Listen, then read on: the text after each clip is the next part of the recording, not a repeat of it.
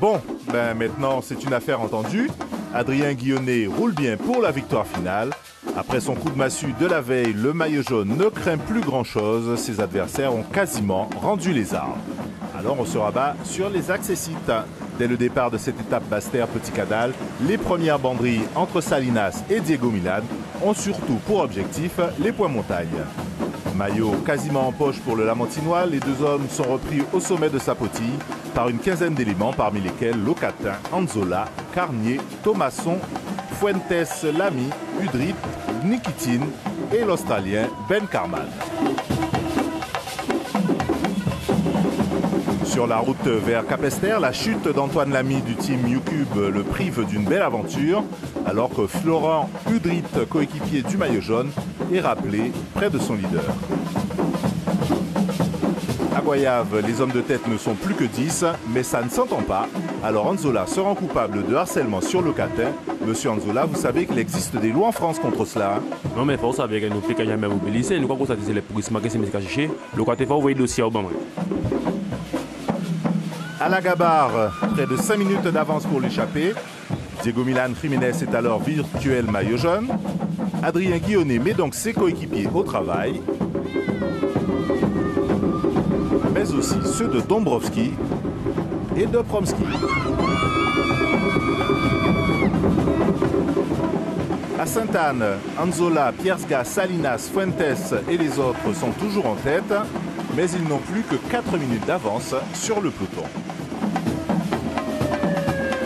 Au carrefour de la Bec, kilomètre 87, tout près du refuge des Igolapcan, l'écart est redescendu à 2 minutes 30 et on ne se fait pas beaucoup d'illusions parmi les collaborateurs du président Théobald. Il reste quand même près de 50 km. Je ne dis pas qu'ils vont peut-être arriver avec une minute à 2 minutes. Mais je pense qu'ils vont encore réduire l'écart parce que les gars de devant, ils commencent à être un peu fatigués, je pense.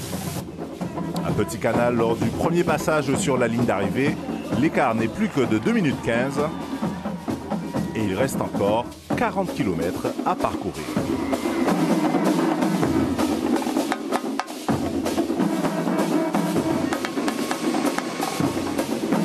Victorieux ici même l'an dernier, Edwin Sanchez Anzola, qui se verrait bien faire coup double, commence à s'inquiéter. D'autant que la concurrence est un peu, un peu limite. J'explique l'influence des Allemands lâchés dans la course. Quand ils reviennent dans la file des voitures, alors qu'ils sont lâchés, ils reviennent prêter main forte à leur leader, ce qui fait qu'ils n'auraient pas été là en temps normal. Et cela a une grosse influence sur la course, parce qu'après, ils viennent produire des efforts que les leaders auraient dû faire eux-mêmes. Et malheureusement, ça se ressent sur le général. Bon, faute de remonter au général, on va se concentrer sur la victoire d'étape. Anzola commence alors son travail de sape. De la vie générale, c'est le plus fort sur le tour, mais pas forcément le plus avisé. Quelques instants plus tard, deuxième tentative, toujours sans succès. Le peloton maillot jaune avec un Guillonnet tranquille et tout proche, plus qu'une minute 20 de retard sur les hommes de tête, alors que l'on entre dans le domaine de la famille palmiste.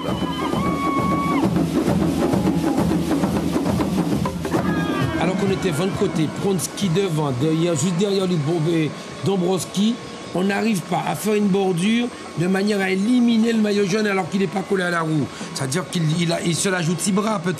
Ils ont peut-être peur de lui aussi. Non, stratégiquement, ce sont des coureurs qui réfléchissent très peu dans leur tête. Ils sont là, ils pédalent, mécaniquement ils sont là, mais la tête n'a pas beaucoup réfléchi. Et voilà, c'est dit. Troisième tentative d'Anzola, cette fois c'est la bonne, enfin presque, puisque le leader de la CCD sort flanqué de Nicolas Thomasson, Axel Carnier, Jonathan Salinas et Jornan Fuentes. Il s'agit alors de sauver ce qui peut l'être encore de l'échappée. Nous sommes à Font-Rose. Épuisés, Diego Milan, Ben Carman, Cédric Locatin et Matvei Nikitin ne peuvent plus suivre. Ils seront repris à pelletant par le maillot jaune qui a une fois de plus guillonné la concurrence. Bon, je sais, c'est pas terrible. Les 5 hommes de tête en course gagnée. La victoire se joue au sprint.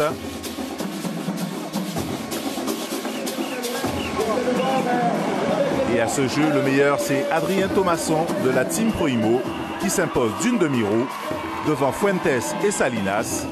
Axel Carnier est 4e, Anzola, Grosjean comme devant. À 34 secondes, le sprint du peloton est réglé par Maxime Urruti. Pas de changement au général. Alors messieurs, pour la deuxième place du tour,